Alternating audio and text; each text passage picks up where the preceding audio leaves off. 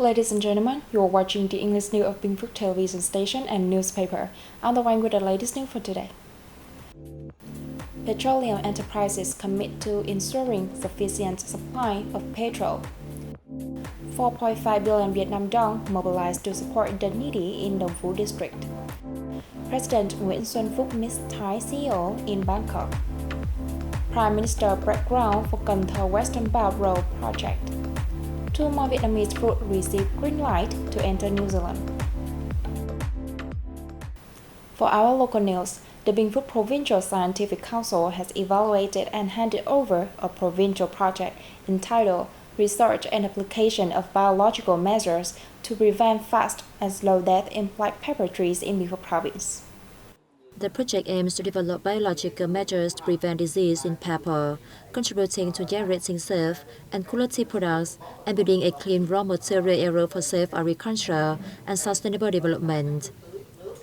Project authors investigated the farming situation and determined that the cause of the fast and slow death disease in pepper was a combination of Fusarium falciform strain DTO422H8 with 2 types of nematodes, Cyphinomer spp, Amyloidogen spp.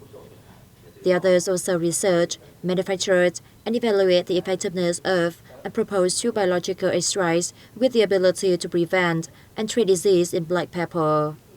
The others affirmed that the application of the overall process with a high level of efficiency from combining management, prevention, and treatment of disease in pepper trees has brought many benefits to pepper farmers. The Market Management Department of Bình Phước Province has held a conference to sign a commitment to ensuring the supply of petrol and oil. According to petrol and oil distribution traders, there remains a situation in some localities in the province where a number of petrol and oil retailers have temporarily ceased operating or been selling a limited volume of petrol due to a lack of supply from key enterprises. Key businesses and distributors signed an agreement at the conference to ensure the supply of petrol and oil to affiliated petrol and oil retailers and to retail petrol stations and franchises. They also committed to not to purchase or trade smuggled petrol and oil of unknown origin. The Phu district in Bình Phước Province has held a ceremony to support the Fund for the Poor on the occasion of the 92nd anniversary of the Vietnam Veteran Front from November 18, 1930 to November 18, 2022. From 2019 to 2021, the Fund for the Poor and the Social Security Program in Dong Phu district received more than 7 billion Vietnam dong. The district built and repaired over 90 houses of impoverished residents and helped many local households buy cotton. At the ceremony, individuals were awarded medals for their contribution to the great national unity over recent years. Organizers also held exchanges and discussions with families who made significant efforts to overcome difficulties to improve their lives, and workers and businesses accompanying the local government in poverty reduction efforts.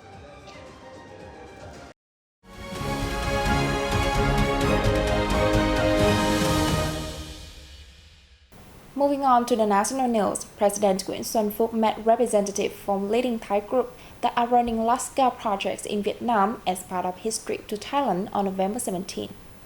Also on November 17th, President Nguyễn Xuân Phúc met representatives from leading Thai groups that are running large-scale projects in Vietnam. At the reception for Rong Rod, Rashi Yopaj, President and CEO of SCG, Phúc lauded the group's efforts in pursuing projects in Vietnam and its engagement in social welfare in the country.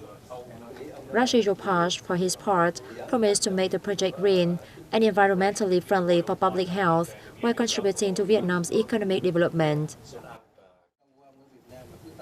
Meeting Vikram Kromadit, founder and CEO of Amata Group, Phúc congratulated the firm on its successes in the southern provinces of Đồng Nai and Bà Rịa Vũng Tàu.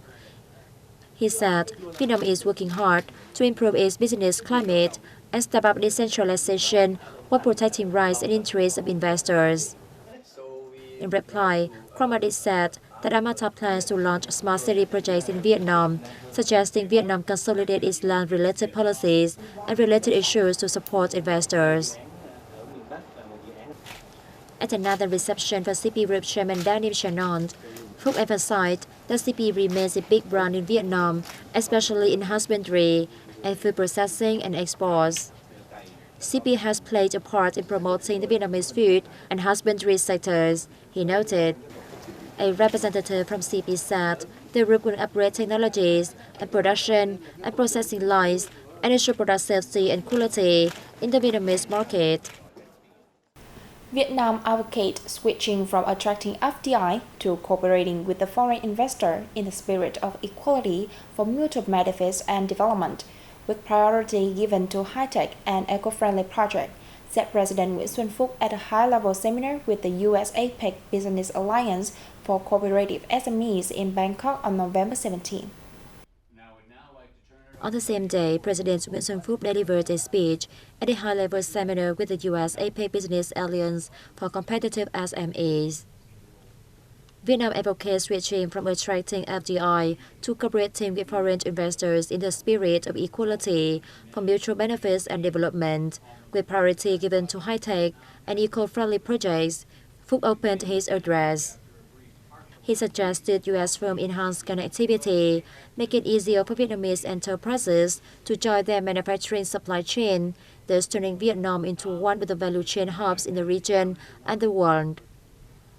Representatives from the U.S. firms and economic groups spoke highly of Vietnam's economic growth in recent years, especially FDI attraction policy, COVID-19 response, and political and economic stability. They also vowed to partner with Vietnam in digital transformation and continue expanding their investment in the country. Prime Minister Phạm Minh Chính on November 17 broke the ground for the Western Belt Road of the Mekong Delta city of Cần Thơ, which connect National Highway 91 and 61C. The road has a total length of 19.4 kilometers and surface width of 11 meters, with 24 meters and small bridges and one large bridge. The project, which has a total investment of over $154 million, is scheduled to complete in 2026. It is expected to facilitate transport activities between Cần Thơ and neighboring localities, reducing congestion and expanding the city's development space in the west. Addressing the groundbreaking ceremony, Prime Minister Chính said the Western Belt Road of Cần Thơ will have formed an important outer belt as it connecting important traffic routes of the Mekong Delta region. The road is expected to contribute to the creation of an inter-regional transport system, linking Cần Thơ with neighboring localities and making a strong impulse and promote socio-economic and tourism development for the city, and expanding the new development space for Cần Thơ. Lime and pomelo are the next two Vietnamese agricultural products that will be exported to New Zealand, alongside mango, dragon fruit, and rambutan. A document to this effort was signed by the Vietnamese Ministry of Agriculture and Rural Development and New Zealand's Ministry of Agriculture in Hanoi on November 15 during New Zealand Ministry Jacinda Ardern's Vietnam visit. The signing of the agreement is said to open up price prospects for other Vietnamese agricultural products to penetrate the demanding market moving forward. Statistics from the Vietnamese Ministry of Agriculture and Rural Development show the trade turnover of agroforestry fishery exports between Vietnam and New Zealand last year reached approximately $550 million, accounting for 41% of the total bilateral trade revenues.